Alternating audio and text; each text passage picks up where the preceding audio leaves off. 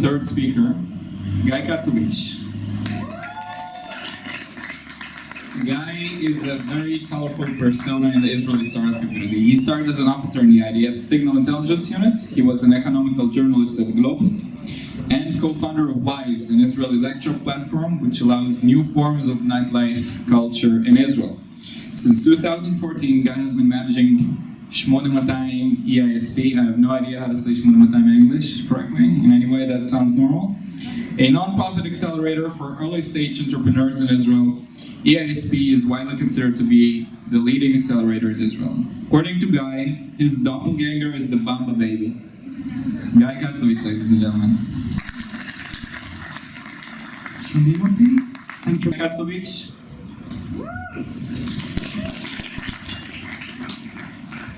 So I know that you're all a bit impatient and want to go home. So I'll do it short. This will be a short talk. I'll do it quick and dirty, like I like it. So nice to meet you all. As been said, I'm Guy. I'm 28. I'm from Tel Aviv, and I work as the managing director of an accelerator program in Israel. Just to give you a few numbers about this acceleration program, so far more than 95 startups have graduated from this program. 75% of them are still active, raised more than $300 million combined, and employ more than 400 people in Israel and overseas. And 4 of our graduates have made an exit, which is really cool.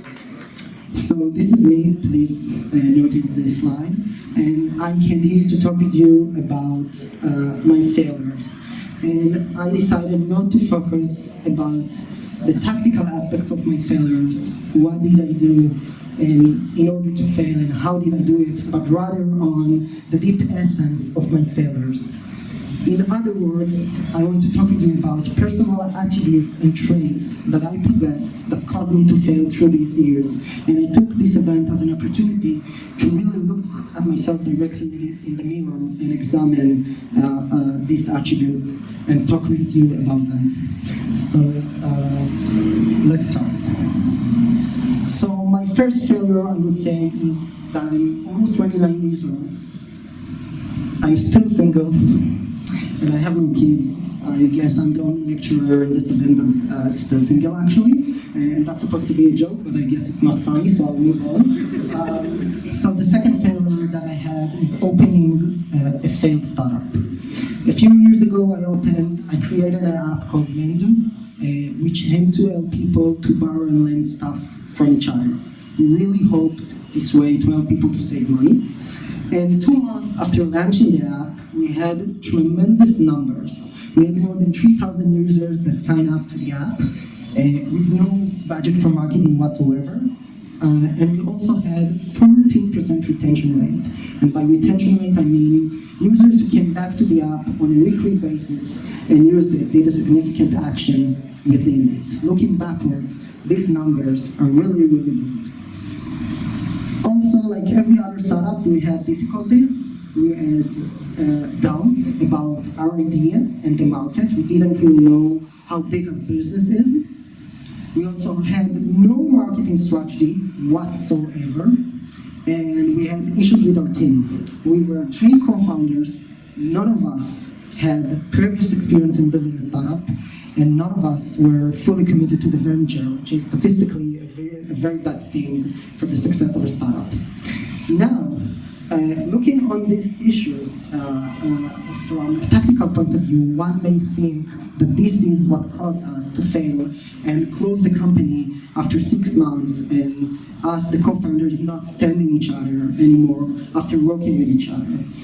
But actually, if you ask me and have me to look at myself deeply into the mirror, these weren't the things that caused us to fail, but other things, which are my personal traits and attributes of the co-founder and CEO of this startup, and I want to share with you some of them.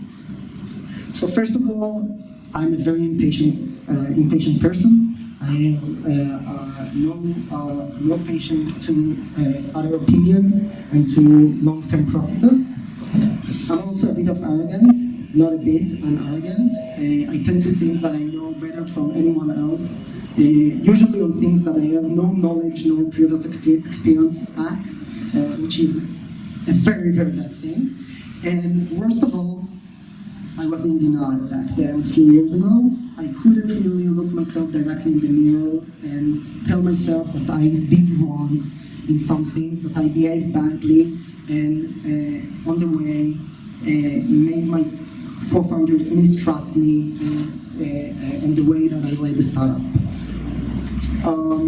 So if you make me to look backward at like back then, I wouldn't say that I opened the first startup, but rather that I failed as a co-founder, as a partner, and even as a human being in front of my co-founders and partners to the startup, because I was impatient, I was arrogant, and most of all, I was in denial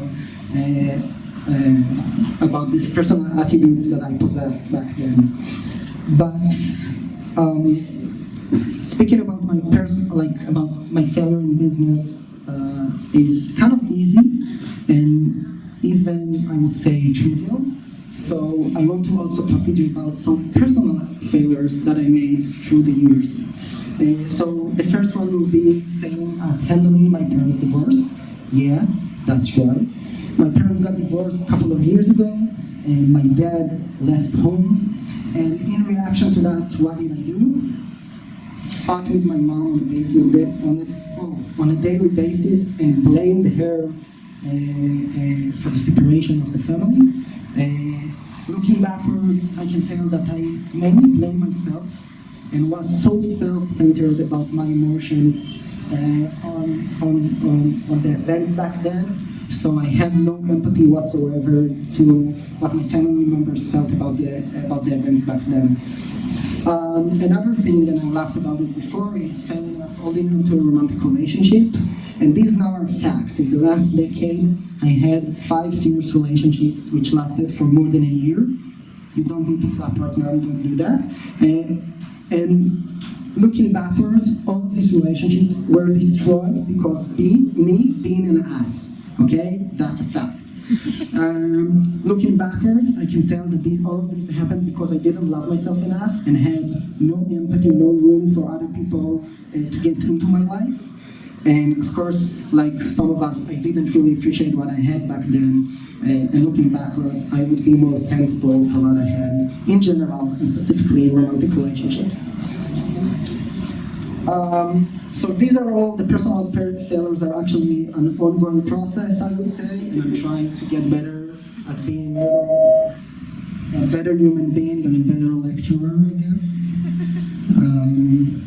But I just wanted to share with you that. I wish we had more time, because I have so many more failures that I would like to share with you, but I want to wrap up, so let's do that.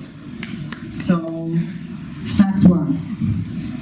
In my personal perspective, I'm a failure in some ways. I'm a failure as a colleague, as a family member, as a spouse, a partner, and still I'm conceived to some people, to society, as successful, which is a surprise. So first lesson is that my success is only determined by my own means and perspective, and I want to be proactive about the way I measure it in front of myself and myself only. Second fact, before turning a failure into success, which is the subtext of all this event actually, if you haven't noticed by now, I have to first acknowledge my failure and only then I'll be able to improve myself. I guess you already know that. So lesson learned is that I, in the last few years, stopped living in denial and used to look at myself in the mirror every day and see if something is broken. And if it is, I really genuinely try to fix it. And lastly, and this is not like a positive talk, I'm sorry. Self-work is an ongoing process. I'm now maybe, where should I stand? Here, sorry. So I now may be a better person, more patient, more empathic, less arrogant and more appreciative of what I've got. But improving myself, and this is something that I realized in the last few years, it's an ongoing process. The fact that I look myself every day in the mirror and examine myself, see what personal attributes and traits led me to fail, and then beating myself over it and trying to improve myself is an ongoing struggle. This is something I realized in the last few years. And for me, yeah, I know, it's not a positive talk, I'm sorry. So for me, that's life, and I accept it. And I actually here kind of hoping that you will too. So I guess that's it. Thank you.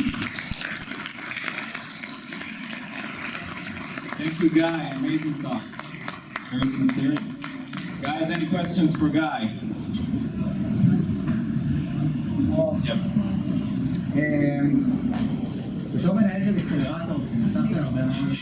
As a manager of an accelerator, you've been exposed to many things, and let's say I'm not a great programmer, or I don't know any programming at all. So how do I start? Like, I have an amazing idea, but I don't know how to program, and I don't have the money to pay someone to program it for me, so Okay, I'm so kind of lost. So what is like your advice? So the question is for Guy as an accelerator manager. What happens if you have a great idea but you can't program or you can't design? So how do you start? So that question isn't related at all to what I've been talking about, at all. You just came here to ask this question. So, okay, I'll answer it briefly. If you have an idea and you want to examine it, what you need to do, and this is kind of a catchphrase from the startup ecosystem, is to get out of the building, to go out and meet with as many as domain expertise that you can, and consult with on your idea and ask their opinion on it. Israeli entrepreneurs have a tendency to keep their idea as secret because they think that someone might steal it. I have a news flash for you. No one cares about your shitty idea. You just need to go out there and talk about it and see people's reaction to it. Whether they want to use your app, want to use your product, what does people who consider as expert in your field, like in the industry of your startup, thinks about your idea, and so on. That's it in like a nutshell. I don't think you're allowed to follow the question. You're not allowed. Hush. Any more questions for Guy? Yep.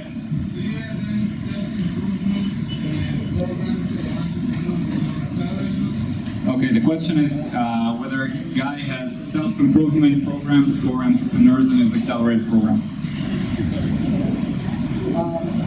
I don't know how really to relate to that, but as part of our accelerator, we do help our entrepreneurs kind of like encounter their emotional and mental challenges, and not just their business and professional ones. So I would say we have kind of like AA meetings for entrepreneurs where we allow them to speak about the emotions and personal problems, whether they have problems with their spouse or they have financial problems, and to just open it up with everyone else within the group. So this is, yeah, indeed something that we do within the accelerator itself. Thank you. Yep, last question for Guy. Okay, so first of all, thank you very much, Guy.